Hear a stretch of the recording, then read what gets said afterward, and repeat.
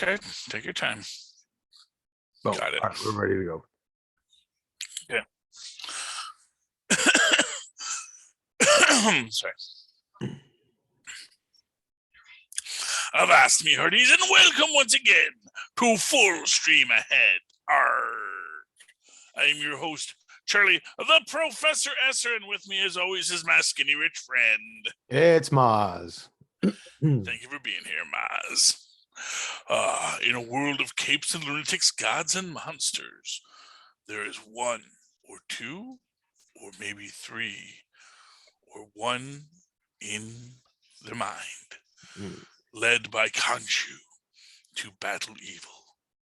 They are the Moon Knight. Season 1, Episode 3, The Friendly Type.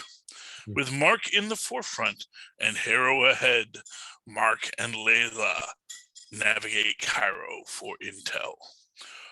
Mohammed Daeb is our director this week. Our writers this week are also Beo DeMeo, Peter Cameron, Sabir Pizzada.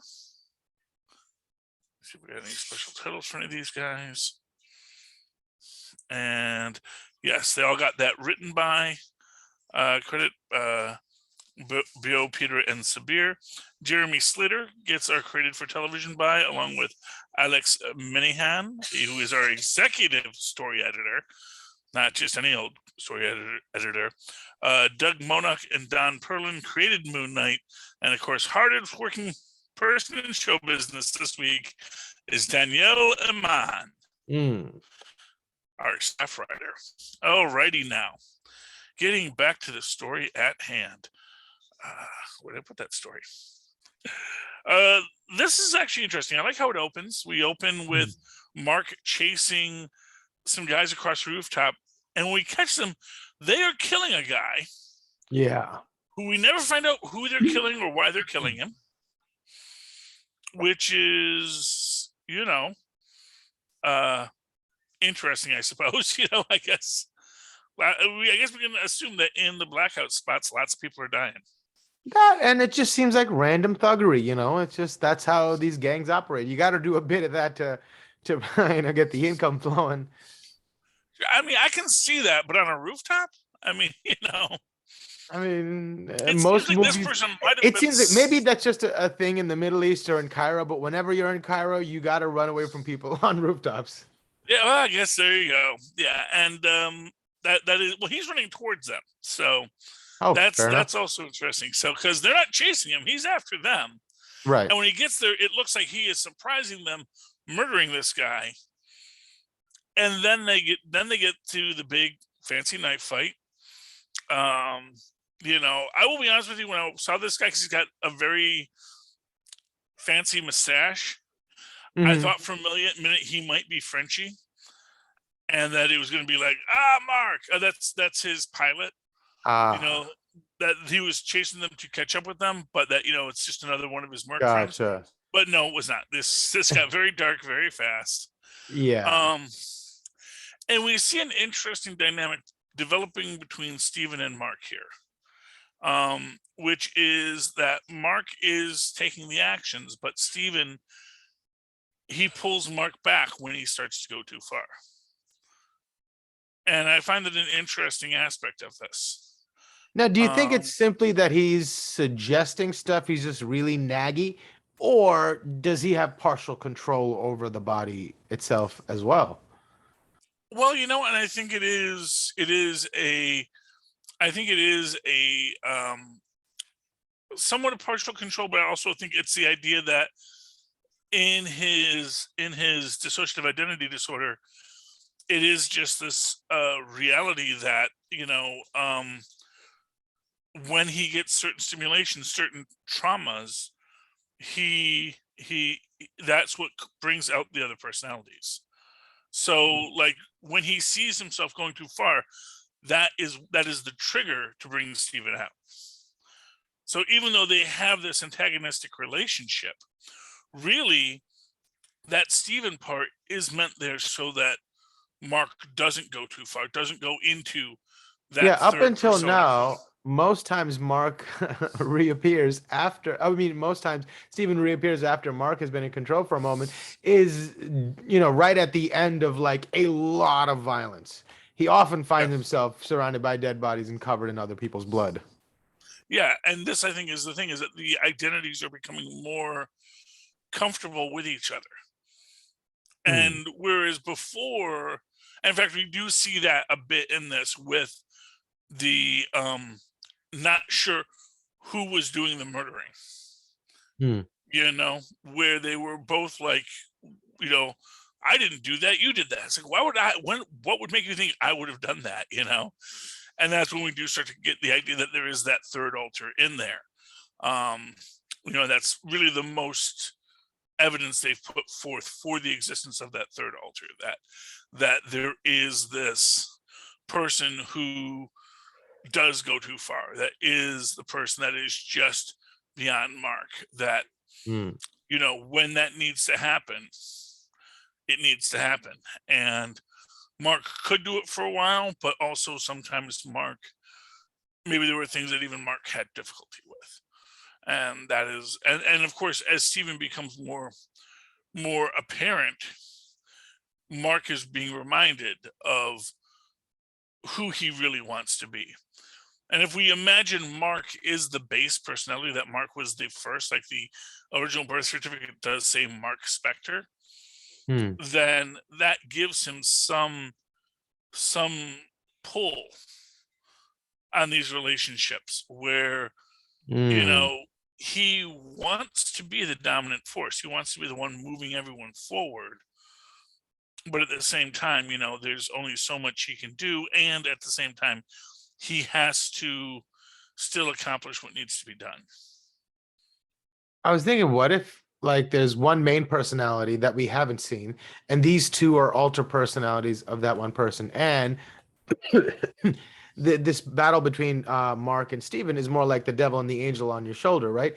And this Hmm. person, his personality, whatever, has been away in some other realm or dimension doing whatever and left the body to his two alter personalities, and they switch back and forth. And now he's done with whatever, and now he's back, and he catches himself in moments. He's like, wait a second, what's happening here? Oh, where have I found myself? And then he exerts himself when he gets back from his adventures or something. I don't know. Yeah. I mean, it's a possibility. Here's the thing to always remember is that the Marvel Cinematic Universe does not have to follow the Marvel comic book universe rules. In Mm, fact, it is often better when they do make the choice to change things and they alter things so that things do grow and change and be different than what was exactly in the comics, expressly because if they just did what happened in the comics, you would know what was going to happen. right. And as much as you might want to see the tableau, see the painted image with actors, it would be a boring story because you knew what was going to happen. Right. You knew exactly how this thing's going to play out, and you don't really want that. You want to be surprised and be unsure of where it goes next. How did it play out in the comics? Well, there's a lot of different ways it's played out in the comics. That's always the interesting thing about these stories is, you know, what starts as one thing, another writer takes another direction, and then pretty soon they start retelling the old stories. But when they retell the old stories, they're also completely reimagining them in the context of stuff that was established later. Hmm. So it's interesting how it plays out and weaves through itself, and you know takes itself to another level and another length because it's trying to make everything make sense retroactively, but how it originally played out might have been very differently. Hmm. You know but that's the thing. So, and in this case, I mean, like I say, in the original books, yeah, Mark is the base. Stephen was actually his millionaire persona. So Right. Stephen Grant was the millionaire playboy persona. Jake Loxley, Lockley, who we haven't seen yet. Um, Jake Lockley was the Kevy persona, but the Kevy persona also then became the much darker version.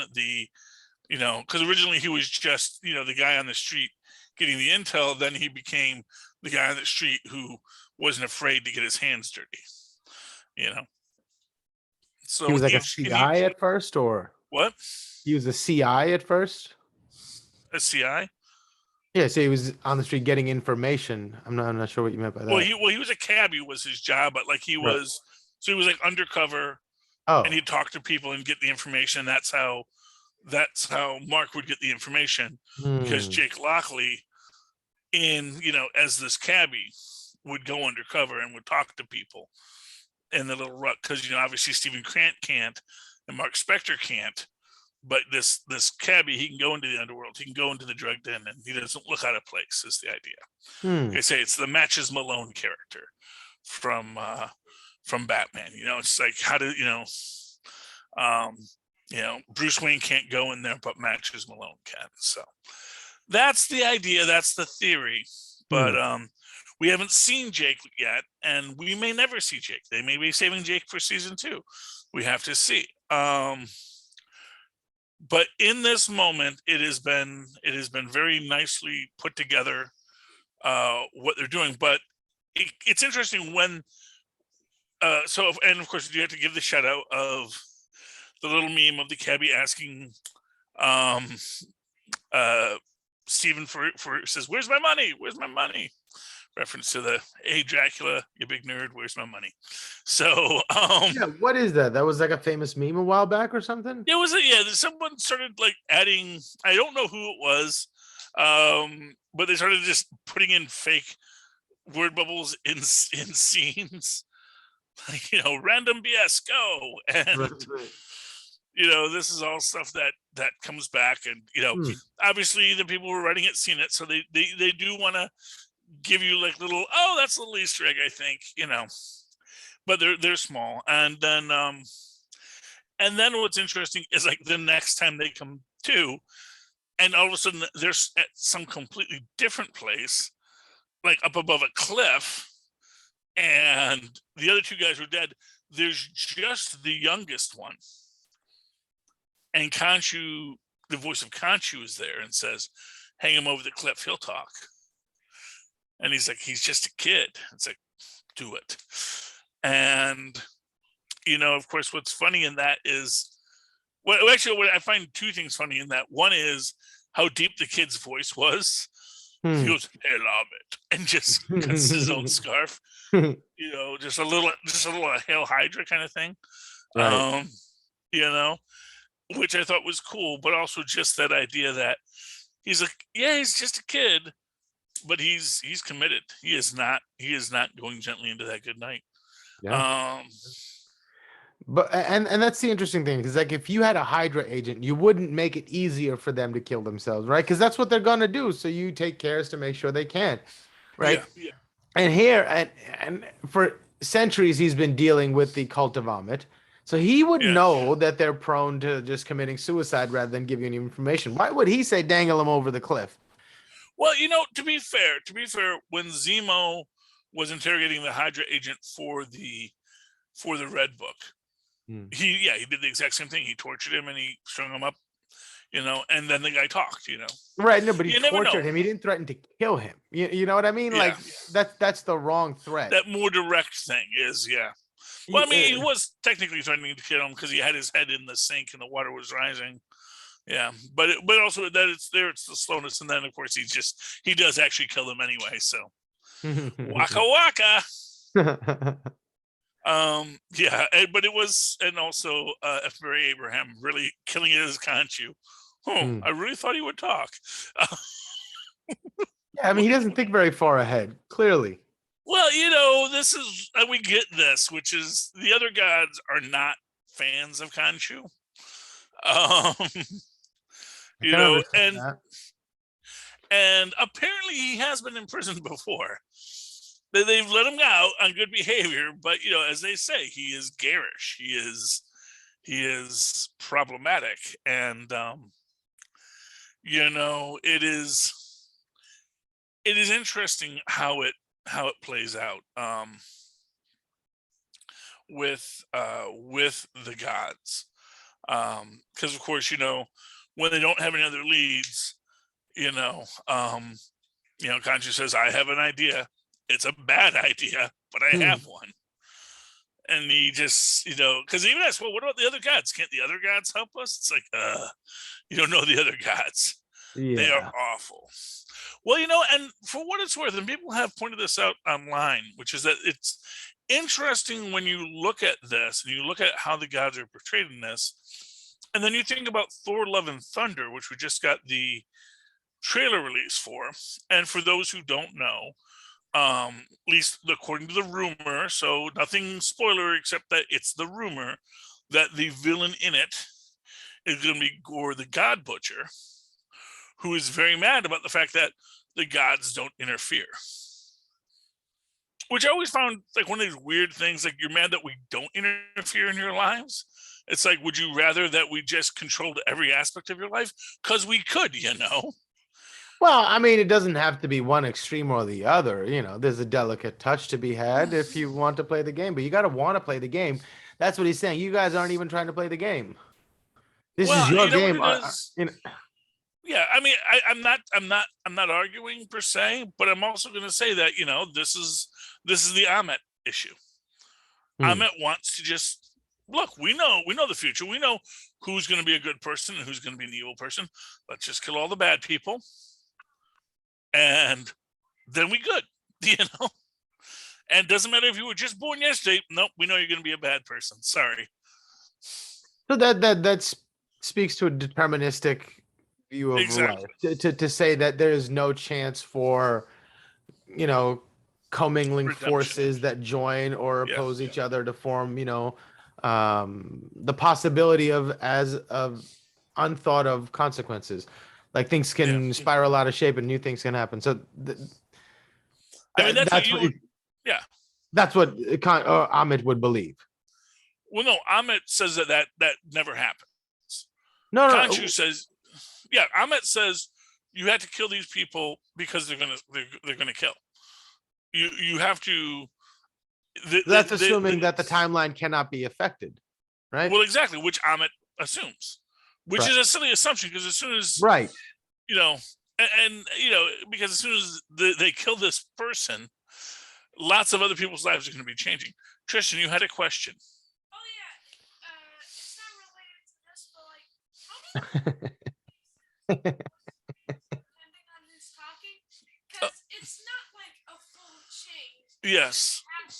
Well, that is a fair question. It's like, does he like use different vocal cords? Well, no. What he does is he changes his voice, much in the way that and of course Two-Face also has a bit of dissociative identity disorder as well. So when they're doing the two different voices, it's the same, and if you look it up, you'll see it's always the same actor playing Two-Face, but he changes his voice in the way that you change your voice when you do a different character. I always thought it was because, since you mentioned the idea, so you're talking about Moon Knight. Yeah. So I always thought it was because like half of his maybe like some of the acid got into his throat, so half of his vocal cords may have gotten burned.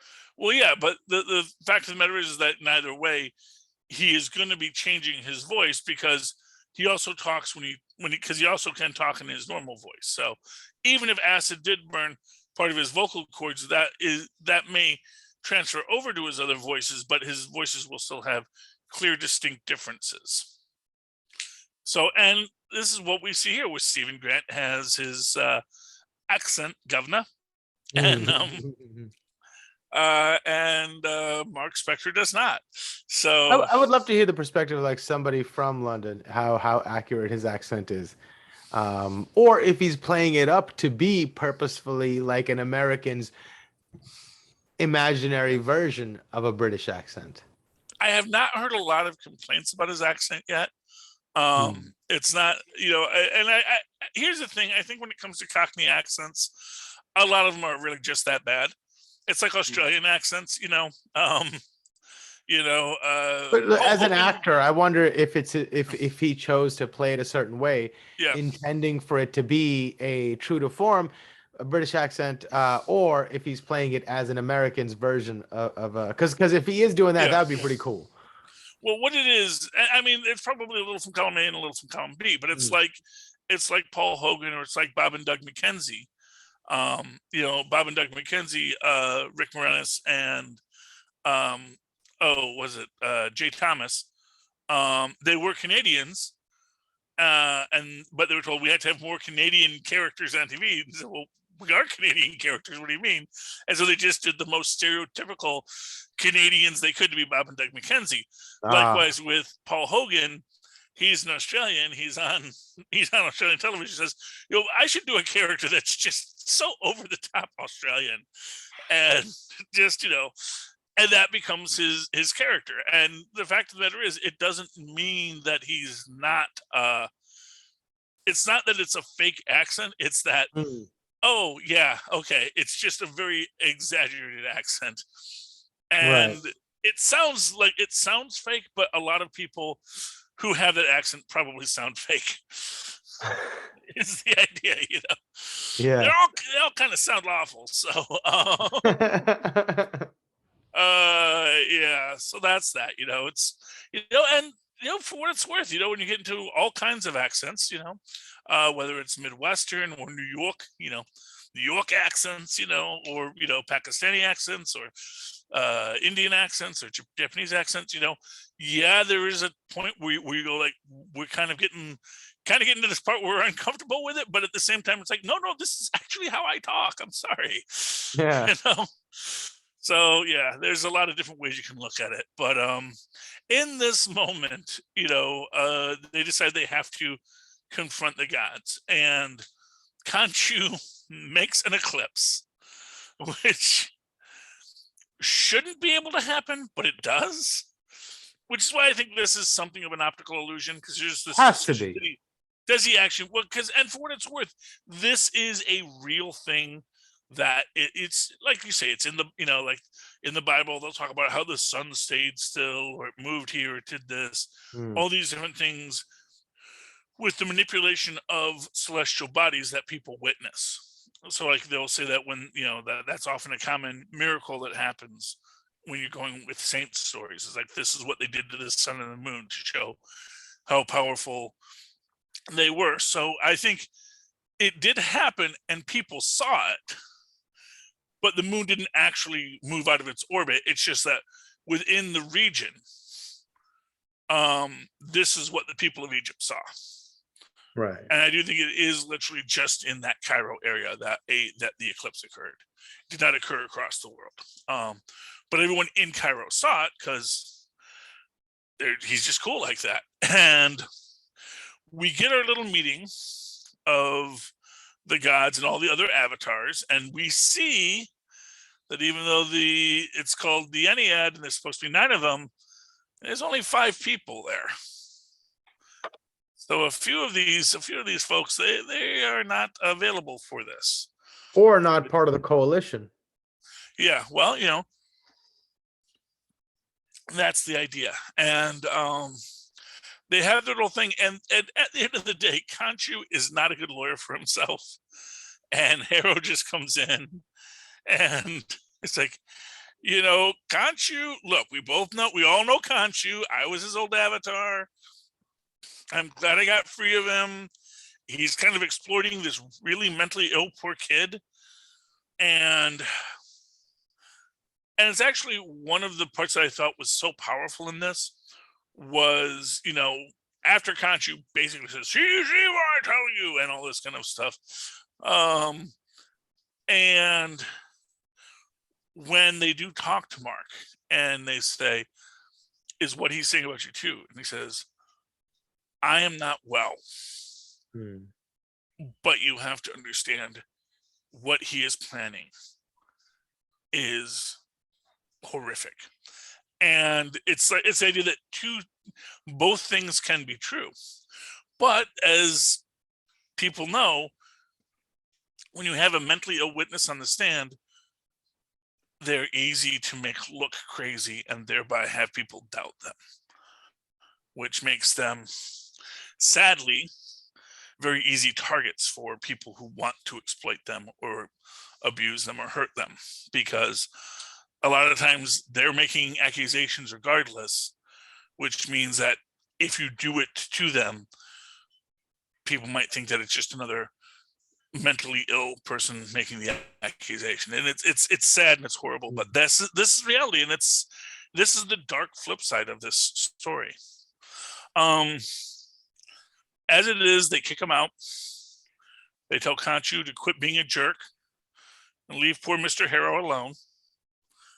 And that leads our heroes to now find another way to figure out how to get to Amit's burial place. And we have one of the Ennead basically give this, like, look, even the gods don't know where they buried Amit, because they just, but there were clues, and they have to find the sarcophagus of this one dude who put in clues as to how you could find him if you had to. And so why does the scarab not work anymore? No, the scarab works. They just don't have it.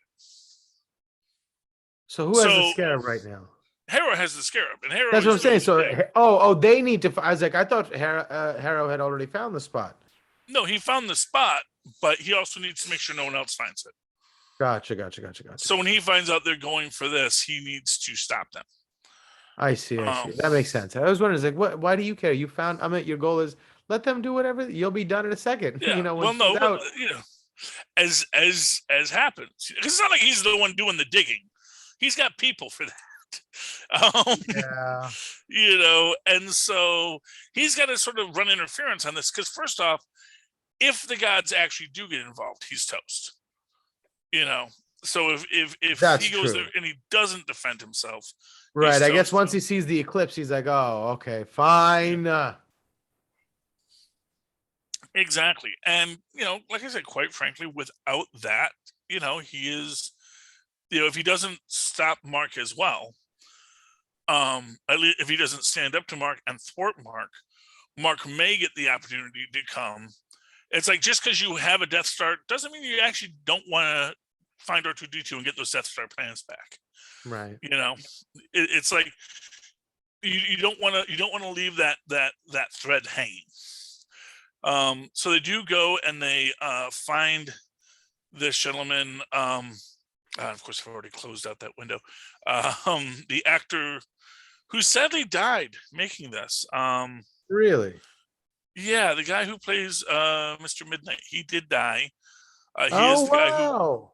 Yeah, I think it was a stunt accident. Holy moly. Yeah, it's very sad. And and actually he is a villain of Moon Knight, so I think they had totally planned on bringing him back for more stuff, but obviously they can't now. It comes into its whole other bag of hammers on what they're going to do with him. But they do get to the sarcophagus, and they don't know what to look for, but of course Mark does. That's where Mark, being a big nerd, suddenly comes in handy, and he's trying to tell him, okay, you need to move this here, move that there. And this gets into a whole thing. We get Harrow showing up to tell this guy, look, don't deal with them, deal with me, because I actually have real power. And he gives him the sample of how he's a magical being. And then Mark summons the suit. We get the big fight. Again, we have Steven pulling Mark back, and with bad results, because he just did the Mark suit saying, we can talk this through, and they just put all the spears through him. It's like, okay, this isn't working. This is working. Mark, I give in. Like, come on, guy. Yeah, it their was whole job. They get paid to stop conversations, to end conversations, right? Exactly, now this conversation's over, kill them, right? That's what these guys get paid to do. You're not gonna talk them down. Yeah. But they do get away. They do get away. They get to the desert, and then they're like, they still don't know what to do. They need Mark, and so they need Steven. So Mark releases it back, and Khonshu even says, "Oh, I summon the gods, and you summon the worm." Yeah. So here's something interesting. His knowledge of Egypt and all this stuff is real. Then it's not like a a delusion of knowledge of this. So where did he get this knowledge, right? Did he actually go to university while Mark was asleep, or did Mark always have these thoughts or this knowledge? And if he did, then why doesn't he have it now? That, Did you know, that see that knowledge get compartmentalized as well, or like so? I assume it did. And I mean, my real thought is that is what happened, you know, is that like at some point the real Mark Spector was a guy who understood this and was a guy who handled all these things. Who's the original identity? So the Mark idea, Spector. Yeah. so the idea is he's has closer access to his brain or his subconscious or his memories. Exactly. So he Mark Spector is no longer able to access this part of him Hmm. the way that he once was, you know, we assume. And also you have this reality that, you know, in the Marvel universe, somehow this person, he believes he has this knowledge, so he has this knowledge. Right, that's the part. It's So, like, so I mean, like, because I think that needs to be two different things: believing you have yeah. the knowledge, and I think though it's an interesting chance to play with stuff for us to see. It would be really Mhm. interesting to see those cracks forming. Oh, yeah. Wait, what? I'm supposed to know this. Why don't I understand this? Yeah. I know how to read hieroglyphics. Why can't I read this? I can't read. You know, that'd be such a fun Yeah. thing to play with. Yeah, it would be, except that would also, you know, obviously hurt the reality of the scene, and yeah, it makes the story harder. Maz, don't make the Right, story right. harder. It's Fair better that enough. this guy can read 10 languages, and he's, you know, it's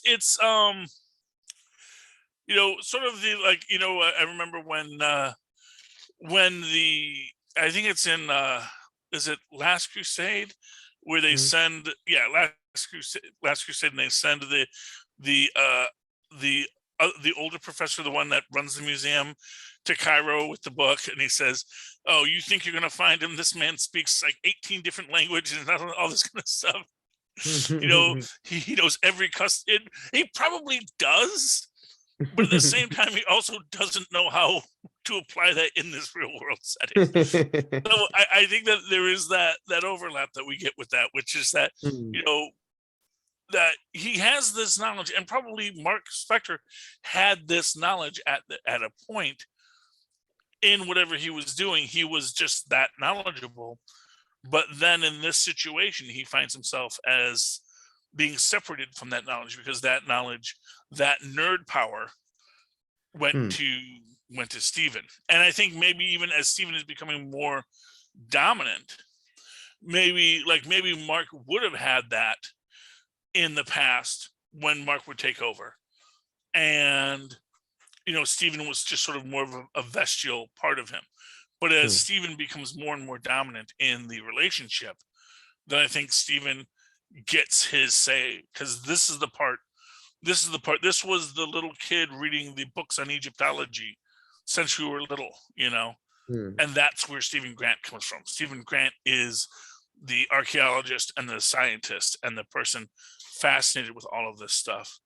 Um, and if you're going to make me be that person, then that all comes with me. You don't get to take that. And it's like how many versions of the Incredible Hulk can't do nuclear physics, you know.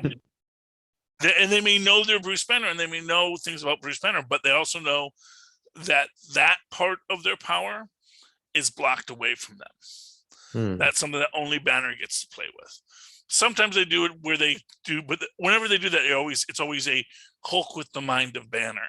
That's when they get Hmm. that merging. But that, generally speaking, no matter how intelligent a Hulk gets, they usually have that little part of Banner turned off, and that's just what Banner gets to keep. So Interesting. that's how that goes.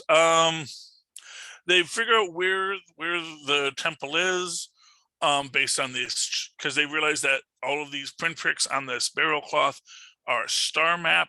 It's these constellations, and they say, okay, so all we have to do is figure out where those constellations are, and we can put them.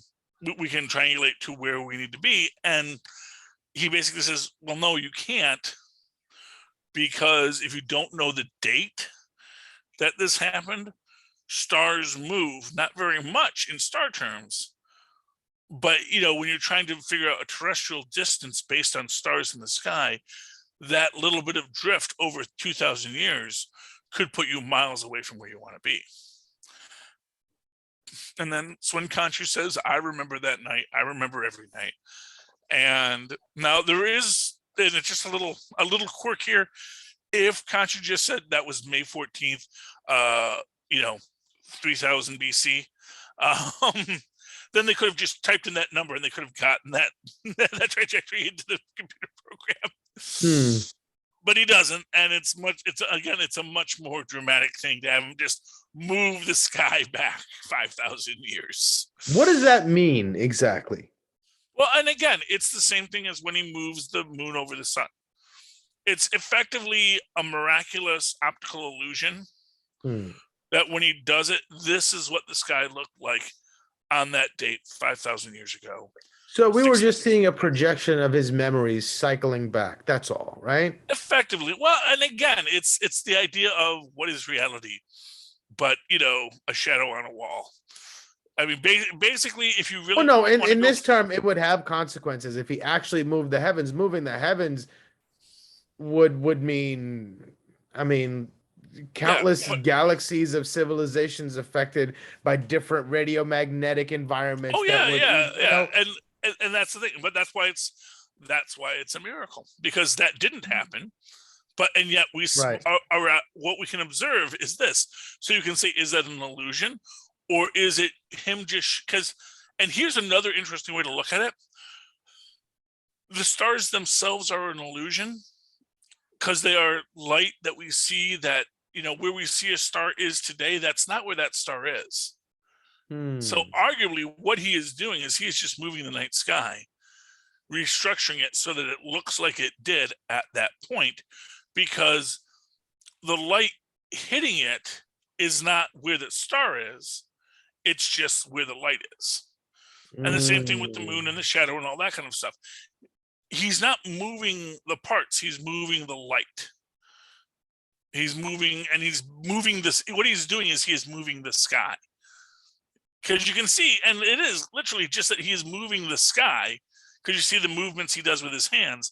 It's him moving the sky like he was swiping right or swiping left on one of the big holographic interfaces that we are so popular in the Marvel universe. So it's really just he is swiping it till he gets back to the right date.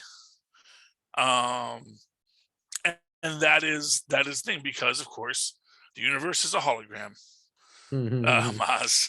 We're all on the Truman Show. Exactly. All right. And then when he's doing this, of course, the gods are not happy because they do not want, And they told him. Enough, bad enough he's got his avatar running around in a big white cape, throwing moon blades at everybody. Here he is changing the sky, causing miracles, making everyone in Cairo go, what the heck? Now, to be fair, at this point in history, a big purple guy has already snapped away half the world. Right. There are hulks. There are invasions from space. There was a celestial that may or may not have just popped out of the Indian Ocean. Right. People are a little on edge right now. And perhaps also a little jaded too. Like, oh, all right, well, look at that. I wonder what God is bad right now, Well, exactly. It's kind of like, oh, okay. Well, you know what? If it's just the stars putting on a light show, that's the nicest thing to happen all week. Okay. Yeah. Oh, wow, that was cool. Wow, I'm glad I got to see that, man. I can tell my kids about that. Oh, stars are like, you ever saw that old HBO thing where the lights start running around on the HBO on the O? And then, just like that, it was very cool. But then as they're doing that, they pull Khonshu from that reality and they imprison him in a statue. Stone. Yes. And when that happens, Steve passes out.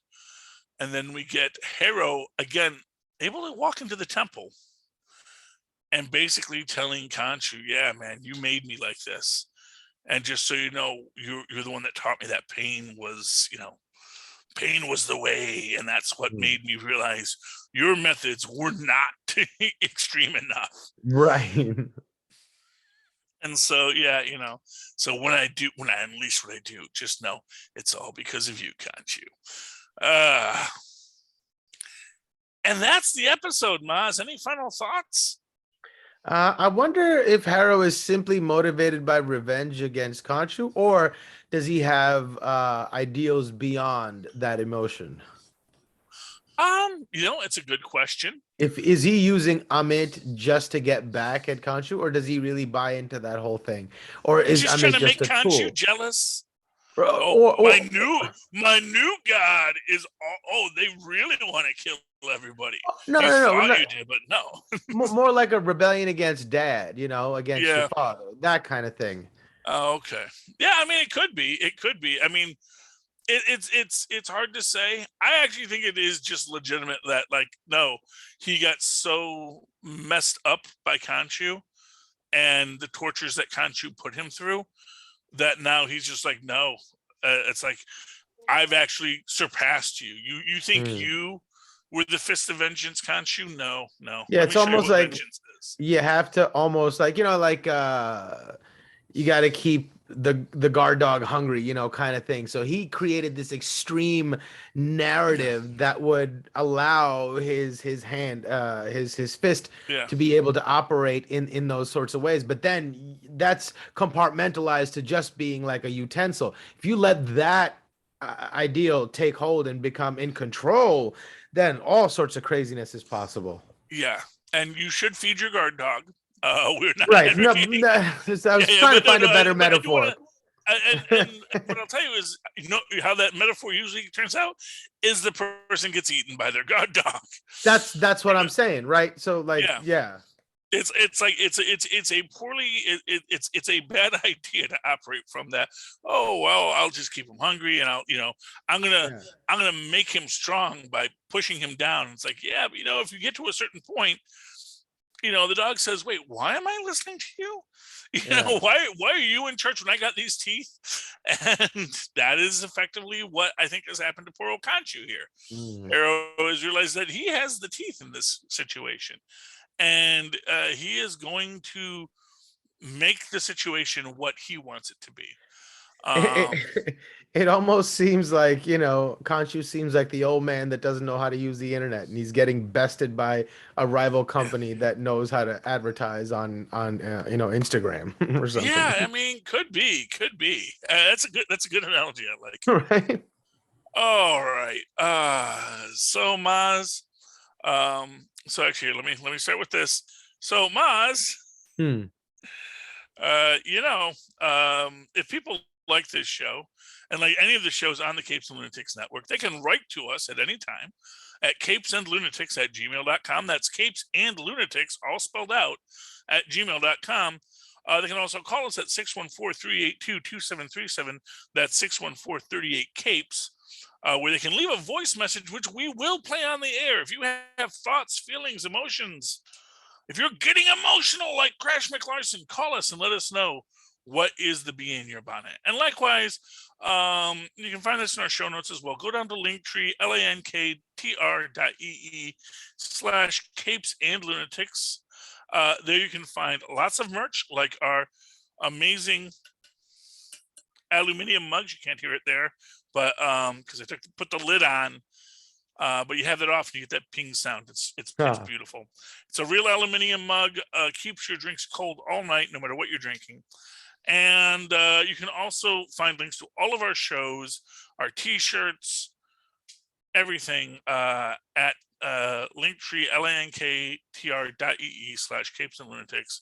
Also, when you're there, you can subscribe to our Patreon, which helps out every show because we are all on our own now, no longer on the Southgate Media Group teat, as it were.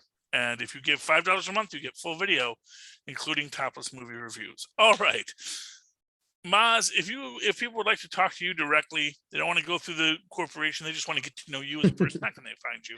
Oh, they can press the pound key to speak to the operator, or you can email me at mozzmanzor@gmail.com. That's MOZZMANZOOR. Or find me on Facebook under Mozz Manzor. Very good. And likewise, you can always write to me in that old-fashioned email way, the way our mothers and fathers did, at superconnectivityblog, all one word, at gmail.com. That's superconnectivityblog, all one word, at gmail.com. Of course, follow me on Twitter as I live tweet things when I feel like it, at Charlie Esser. That's CharlieEsser. Look for the two E's in the middle. For quality. Bing. Thank you, Mozz. See, that's what that aluminium sounds like. All right, yeah, delightful guests of our show. You have sailed these 7 Sargasso seas with us once again in the streaming world. Come again next week, board our ship, and sail with us full stream ahead. Arr. Yeah. All right. All right.